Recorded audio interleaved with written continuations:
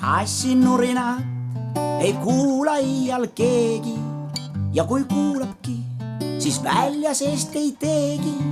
Tallinna linna vahel käivad kurjad jutud, et Kertu Jukkum on peast sassi läinud. Ta olevat võtnud 10 kassi ja ma olen oma sõbra pärast tõsiselt mures, et kas küsimus on nüüd päiksepistes kuumad ilmad või on ta lootuse kaotanud meest leida.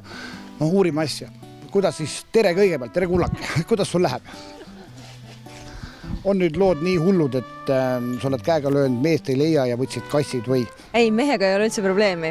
Ma arvan, et hullumeelne on see, et need 10 kassi, kes minu juurde on jõudnud, on tänavatel hulkumas olnud, väga haiged, neid on hüljatud inimeste poolt. Ma arvan, et see on hullumeelne. See, et mina olen nad kõik endale krabanud, väga raske on valida, kui on terve suur hunnik sul ees, kes kohe lähevad hukkamisele. Väga raske on öelda, ma võtan siit nüüd 2 üle hukkake ära, eks ole. Et ma arvan, et kui sa vähegi südamega inimene oled, siis sa lõpetadki muidugi selliselt nagu mina, aga ma siiski jätan endale vaid ühe, nii et ülejäänud ma loodan ikka kodudesse saata.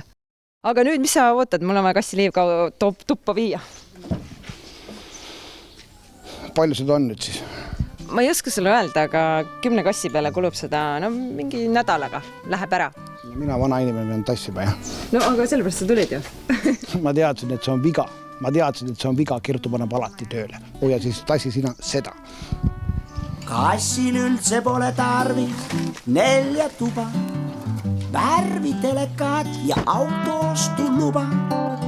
Kertu on juba maast madalast loomadega kokku puutunud ja küllap just lapsepõlvest ka see loomaarmastus alguse sai.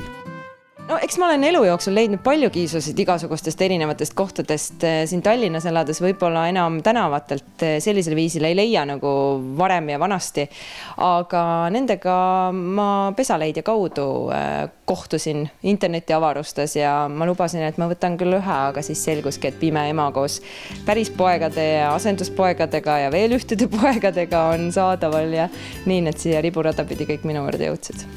No, sa ise oled kassi inimene.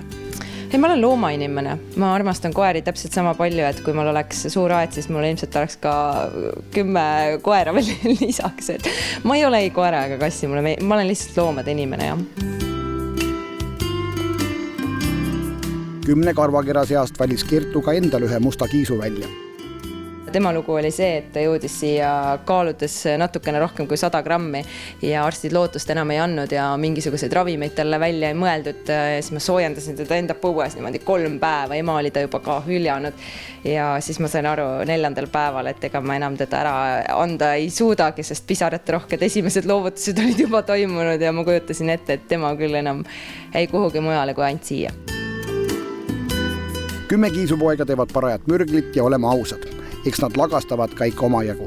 Õnneks on Kertu elamises remont pooleli ja lõpetada lubab ta selle alles siis, kui kõik nurumasinad on õnnelikult uutesse kodudesse jagatud. No 2 kassipoega on kindlasti, kes endale kodusid otsivad ja sama... Millised? Ma ei saa sulle näidata praegu. See sama üks. Triibik. No, räägida Triibikust. Kes on Triibik? Triibik on maailma kõige edevam kass. Talle meeldib kaamera ees olla ja talle meeldivad pildid ja kui tuleb fotograaf, siis ta poseerib jumala kindlasti, kas või üksinda, aga ta tahab poseerida. Ta on hästi hea iseloomuga, kohutavalt seltskondlik, talle meeldib olla süles, hästi hea ilus kass ja otsib maailma parimat kodu. Ja. Siis on veel üks rääbakas, kes on tõsine rääbakas selle poolest, et tal tõesti ei ole väga hästi siin elus läinud ei välimuse, ei millegi muuga.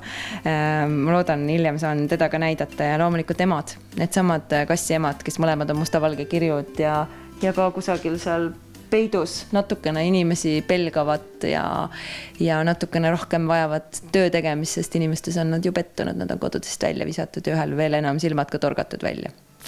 Kodukassilega sellest aitaks juba, kui tal oleks lihtsalt vaba käiguluba. No, üldiselt ma olen väga hea kütt, ma sain rääbakaga kätte, päris terve ta ei ole. Ma näen, et seen on tal ja tal on veel mingeid haigusi, jah? Hingamisteede põletike nohu ka veel. See ongi kõik või?